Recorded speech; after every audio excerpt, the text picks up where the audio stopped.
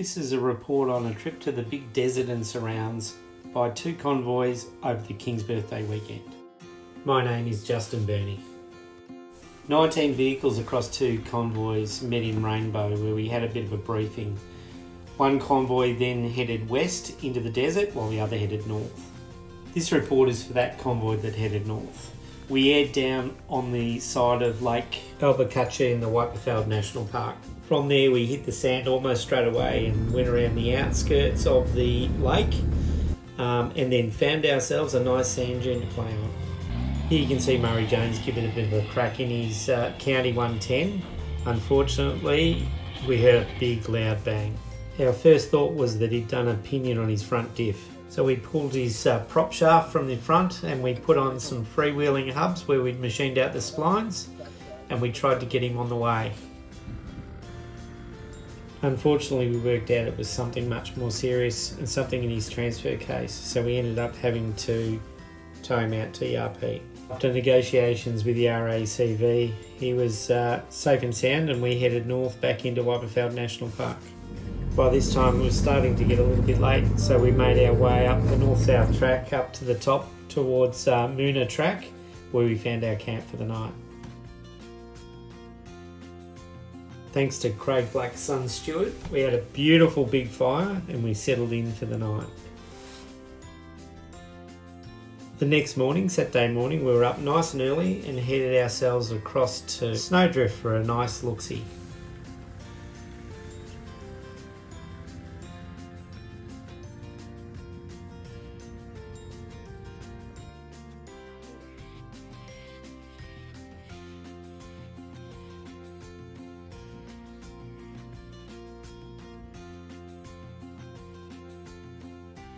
Following a bit of a look around the Snowdrift area, we then headed out towards the Wirragrin Plain.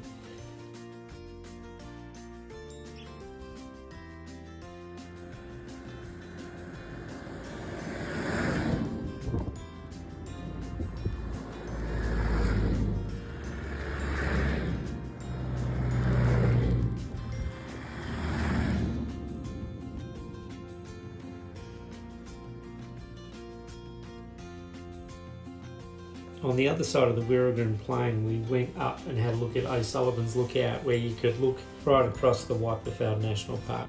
From here we headed north along Gunners Track to the northern edge of the Whitefeld National Park, where we then headed west and into the Big Desert State Forest.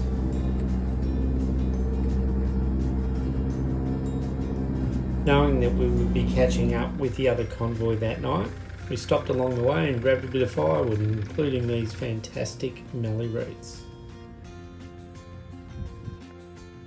On this track, the Firebreak track, along the northern edge of the Whitefeld National Park and the Big Desert State Park, we came across a few sand dunes that tested us out. After a short break for lunch, we continue west along Firebreak track.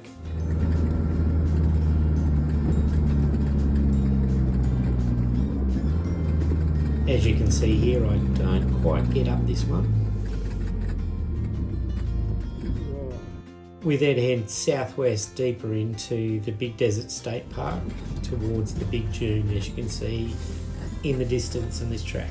Unfortunately, being a busy long weekend, there was about 30 vehicles lined up to take on Big Dune, so we kept heading west towards our camp for Saturday night with the other convoy. Once again, Stuart Black putting on a good show with a great fire. Next day, Sunday, we continued west until we got to the South Australian border and onto the border track.